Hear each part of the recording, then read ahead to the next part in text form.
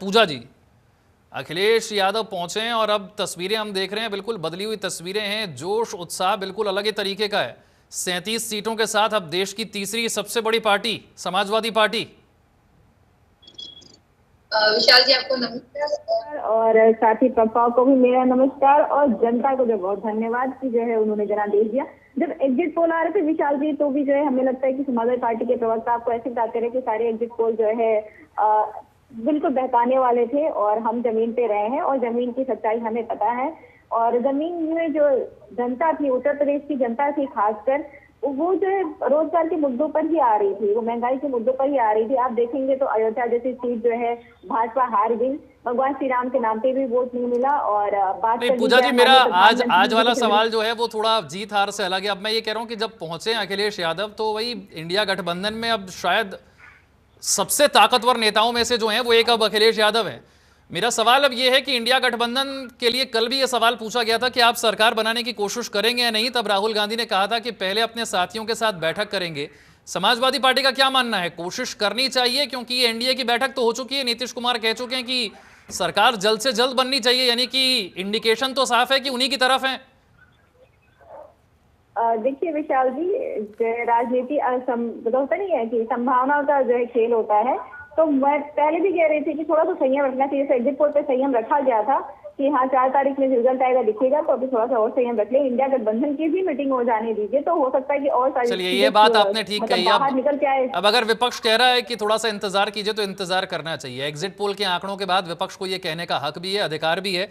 अनिल जी भी हमारे साथ जुड़ गए। अनिल जी, एनडीए की मीटिंग हो गई है, इंडिया गठबंधन की मीटिंग शुरू हो गई है। एक पॉजिटिव संकेत तो आपके लिए आया है, नीतीश कुमार का बयान जो कह रहे हैं जल्द से जल्द सरकार बननी चाहिए। और खबर यही है कि आज 7:30 से 7:45 के बीच में ही सरकार बनाने का दावा पेश करेंगे। यानी मौका नहीं देना चाह रहे इंडिया गठबंधन को बिल्कुल कि बात कर ले वो नीतीश कुमार से या चंद्रबाबू नायडू से। नहीं, देखो ये तो सिर्फ सीधा सत्ता लोलुपता दिखाई दे रही है। जनता का स्पष्ट जनादेश है कि तीसरी बार एनडीए सरकार बनाए। जनता का स्पष्ट जनादेश है कि इंडी गठबंधन विपक्ष में बैठे और जिम्मेदार विपक्षी भूमिका निभाए।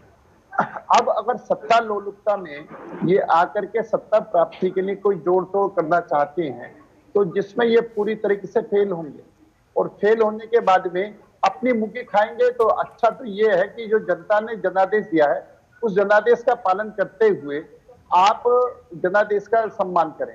आज इनके पास सबसे बड़ी बात क्या है कि जो इनका सबसे बड़ा विपक्षी दल है वो भी तीसरे अंक को नहीं छुआ है।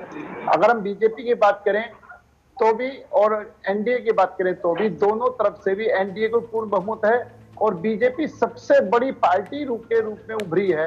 तो निश्चित तौर पर लेकिन आपके दो साथी आपके लिए जरूरी है ना, वही तो बात है सुधीर जी। अब सारी जरूरत तो इस समय बीजेपी को है ना, अकेले नहीं बना सकते। चंद्रबाबू नायडू, नीतीश कुमार के बिना कुछ भी संभव नहीं है इस समय। और इसीलिए नीतीश कुमार के बयान को आज इतनी मीडिया में भी तवज्जो मिल रही है कि नीतीश क्या बोल रहे हैं, चंद्रबाबू नायडू क्या बोल रहे हैं, वो क्या कहेंगे, उनका मूड क्या है, सब कुछ उसी पर डिपेंड करता है। अब सुधीर जी, मैं बड़ा स्पष्ट है, निश्चित तौर पर नीतीश बाबू भी हमारे साथ हैं, चंद्रबाबू नायडू भी हमारे साथ हैं।